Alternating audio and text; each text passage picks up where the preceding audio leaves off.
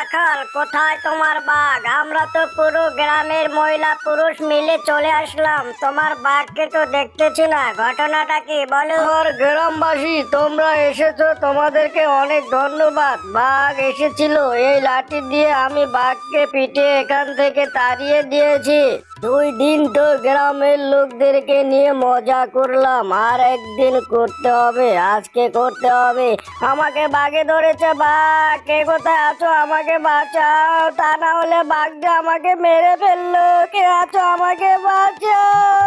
ছে, আমরা তো দুইবার গেলাম, একবারও বাঘের দেখা পেলাম না, তাই সিদ্ধান্ত নিলাম আর আমরা যাব না।